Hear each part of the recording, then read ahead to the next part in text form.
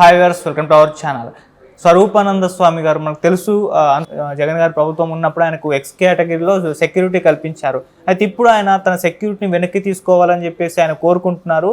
ఈ సెక్యూరిటీ కల్పించినందుకు జగన్మోహన్ రెడ్డి గారికి ఇప్పుడుకున్న కూటమి ప్రభుత్వానికి అయితే కృతజ్ఞతలు అయితే తెలియజేశారు. అసలు ఎందుకు సెక్యూరిటీని ఆయన వెనక్కి తీసేసుకోమంటున్నారు, ఏం జరిగింది, ఇప్పుడు ఇదే అంశం మీద డిస్కస్ చేయడానికి ప్రజెంట్ మనతో పాటు జగదేవ్ గారు సీనియర్ జర్నలిస్ట్ ఉన్నారు. వారితో ఒకసారి డిస్కస్ చేసి తెలుసుకుందాం. సార్ నమస్కారం. సార్ నమస్తే. సార్, స్వరూపానంద స్వామి గారు పైన మనకు తెలుసు జగన్మోహన్ రెడ్డి గారు అంతకుముందు గవర్నమెంట్ ఉన్నప్పుడు ఎక్స్ కేటగిరీలో ఆయనకు సెక్యూరిటీ కల్పించారు. దీనిపైన కొన్ని విమర్శలు కూడా ఇటువైపు నుంచి వచ్చాయి, టీడీపీ నుంచి జనసేన నుంచి రావడం చూసాం. అయితే ఇప్పుడు ఆయన తనకు ఇచ్చిన ఏదైతే సెక్యూరిటీ ఉందో దాన్ని వెనక్కి తీసేసుకోవాలని చెప్పేసి కోరుకున్నారు. ఈ సెక్యూరిటీ కల్పించినందుకు అటు జగన్మోహన్ రెడ్డి గారి అప్పుడు వైసీపీ ప్రభుత్వానికి, ఇప్పుడు కూటమి గవర్నమెంట్కి ఆయన కృతజ్ఞతలు తెలియజేసుకున్నారు. సో ఎందుకు ఈ విధంగా నిర్ణయం తీసుకున్నారు, మీరేం చెప్తారు సార్? శ్రీ శారదా పీఠాధీశులు విశాఖపట్నం అంటే ముషిరివాడ దగ్గర ఎక్కడ ఉంటుంది, అది స్వరూపానందేంద్ర సరస్వతి స్వామివారు. ఈ పేరు 2019 ఎలక్షన్స్ ముందు బాగా వినిపించింది. ఎందుకంటే కొన్ని ఫొటోస్ కూడా వైరల్ అయ్యాయి. ఈయన జగన్మోహన్ రెడ్డి గారితో ఏదో మతం పుచ్చుకునేలా చేశారని, ఆయన పేరు మీద రాజశ్యామల యాగం చేశారని, ఏదో రకరకాల కొన్ని హోమాలు అవి చేయడం, ఆ బలంతో ఆయన 2019లో ఎన్నికల్లో గెలుచుకొచ్చారని కూడా రకరకాల కథనాలు ఉన్నాయి. వాటిలో ఫొటోస్ కూడా కొన్ని వైరల్ అయ్యాయి, అప్పట్లో నేను చూశాను. సో ఆ దీంట్లో భాగంగాను మొత్తానికి ఆయనకు చాలా ప్రాధాన్యత ఉంది. అప్పుడే ప్రభుత్వం అంతవరకు లేని భద్రత, అప్పుడు ప్రభుత్వం ఎక్స్ కేటగిరీ భద్రత కల్పించడం అనేది అసలు స్వాములకి అంత అవసరం ఉండదు. బట్ ఆయన ఎందుకు కల్పించారు అనేది తెలియదు. బట్ ఆయన స్థాపించిన శారదా పీఠం ఏదైతే విశాఖపట్నంలో ఉందో, ఆ పీఠంకు సంబంధించిన స్థలం కానీ, పీఠంకు సంబంధించిన అందులో ఆశ్రమం కానీ కొన్ని రకాల వివాదాలు అయితే ఇప్పటికీ ఉన్నాయి. అంటే ల్యాండ్ ఏదో ఇష్యూ జరిగింది, ల్యాండ్ గ్రాబింగ్ జరిగిందని రకరకాలుగా వార్తలు అయితే ఉన్నాయి. సో ఈ జగన్మోహన్ రెడ్డి గారికి బాగా అత్యంత సన్నిహితుడుగా ఉండడం, ఈయన అక్కడికి వెళ్ళి కలవడము, తర్వాత ఇవన్నీ హోమాలు ఆయన పూరి మీద చేపించడం, ఆయన ప్రోద్బలంతో ఆయన ఈ విధమైన యాగాలు చేయడం వల్ల ఆయన ముఖ్యమంత్రి పీఠం అధిరోహించారని అనుకోవడం, ఇవన్నీ జరిగాయి. తద్వారా ఆయన కూడా కొంత లబ్ధి పొందారని కూడా అంటారు కొంతమంది, ల్యాండ్ పరంగా ఆ ముషిరివాడ ఏరియాలో. తర్వాత తిరుమలలో కూడా ఒక కొండ మీద ఆశ్రమంకి స్థలం ఇచ్చారో సంథింగ్, వాళ్ళకి ఒక బిల్డింగ్ ఏదో కేటాయించారో అన్నట్టు కూడా విన్నాను. సో అది మళ్ళీ రీసెంట్గా మొన్న టీటీడీ చైర్మన్ నాయుడు గారు అయిన తర్వాత అది వెనక్కి తీసేసుకున్నారు.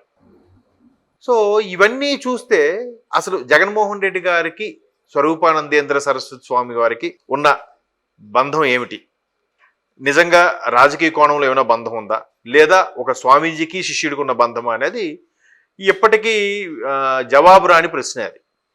అయితే ఈ మధ్యకాలంలో కొంతమంది ప్రముఖులు, మీడియా మిత్రులు స్వరూపానందేంద్ర సరస్వతి స్వామి వారు ఆయన ఆశ్రమంకి వెళ్ళి ఇంటర్వ్యూ చేసినప్పుడు కొన్ని చూశాను.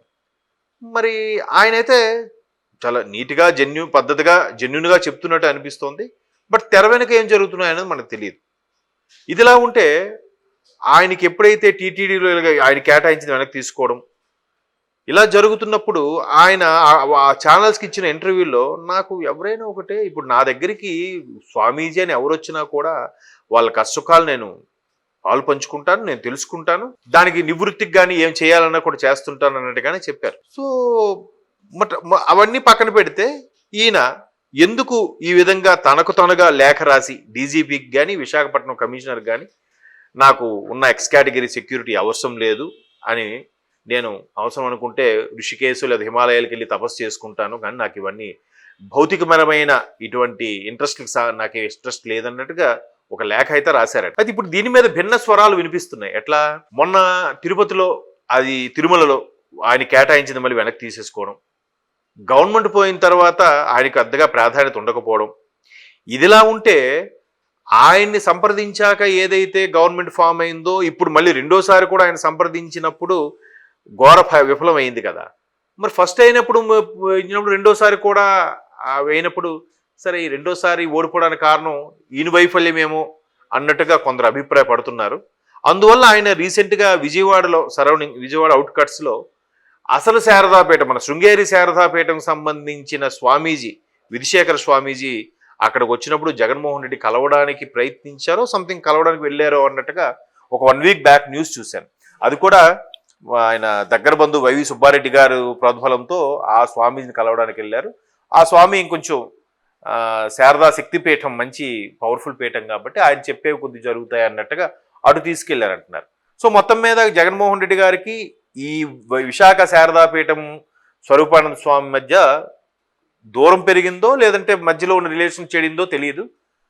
ఇలా నడుస్తున్న సందర్భంగా ఆయన నాకు ఎక్స్ కేటగిరీ సెక్యూరిటీ వద్దు అని తోసిపుచ్చారు, డీజీపీకి కమిషనర్కి లేఖ రాశారని అంటున్నారు. కానీ దీన్ని స్థానికంగా ఉండే మరికొంతమంది ఏమంటున్నారంటే లేదు, ప్రభుత్వమే తొలగించాలని అనుకుంటుంది.